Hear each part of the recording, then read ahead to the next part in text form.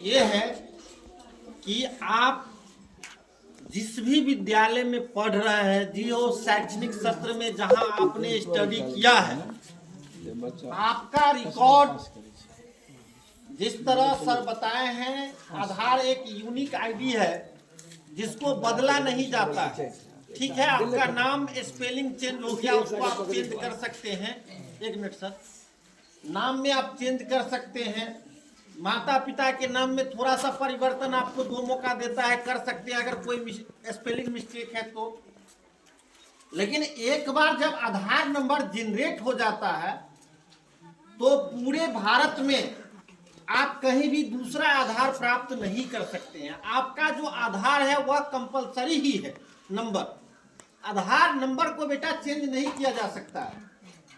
ठीक इसी प्रकार हमारे भारत में और बिहार राज्य में भी, भारत का एक अंग है, प्रांत है, तो इसमें पूरे भारत में राइट टू एजुकेशन आरटीई के तहत, राष्ट्रीय शिक्षा नीति के तहत सबको शिक्षा, सबको अधिकार, सबको एक समान शिक्षा का अधिकार है।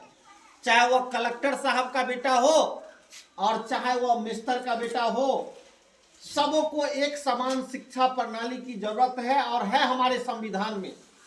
हमारे देश के कुछ गलत राजनेता के द्वारा वह शिक्षा का अधिकार से अभी तक हम गरीब लोगों को वंचित करके रखा गया है। लेकिन जब हम लोग शिक्षित हो जाएंगे तो वह अधिकार पाना हमारे बहुत दूर नहीं है, बहुत हम लोग नजदीक पहुंच गए हैं।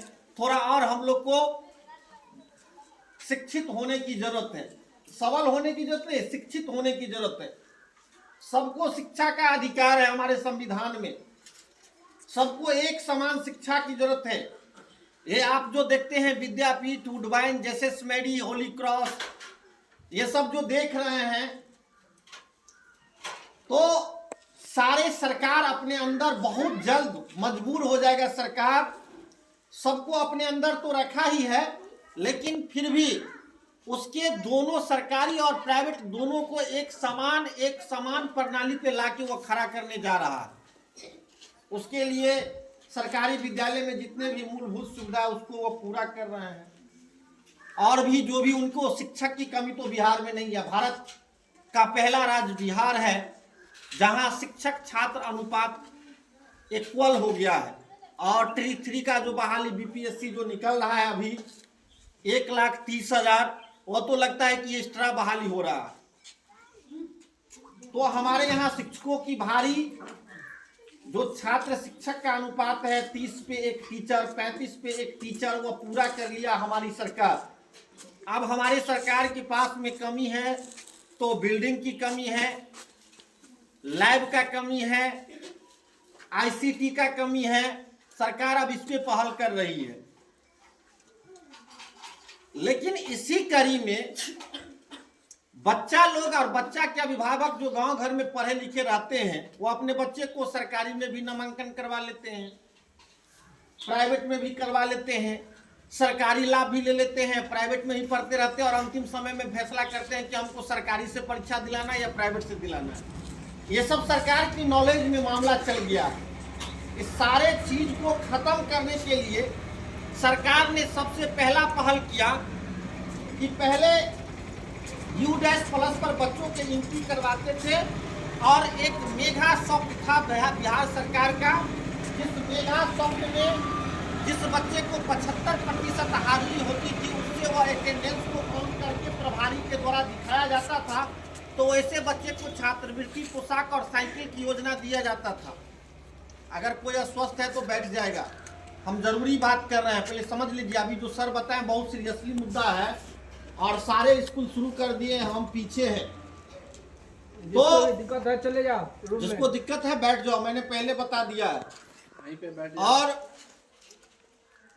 इसके लिए हमारी सरकार इस फर्जी नामांकन को रोकने के लिए पिछले साल से ई शिक्षा को पोर्टल लोड किया, जिसमें आप लोग देखते होंगे कि हम लोग भी अटेंडेंस बनाते हैं, आप लोग का भी अटेंडेंस बन रहा है। आप लोग जो खाना खाते हैं उसका फोटो लोड हो रहा है, आप लोग को दिखा के नहीं लोड हो रहा है, लेकिन हम कर रहे हैं। आप लोग कितना आए कितना गए अब उसके साथ ही अब प्रत्येक क्लास का फोटो नया सत्र से शुरू हो रहा है कि बच्चा कितना उपस्थित था। इस बार जो छात्रवृत्ति और पोशाक की राशि और साइकिल की राशि मिलने जा रही है, वह ई शिक्षा कोष पर जो आपका डाटा लोड है, आप कितना उपस्थित है कितना अनुपस्थित है, उसी के आधार पे इस बार छात्रवृत्ति और पोशाक मिलने जा रहा है।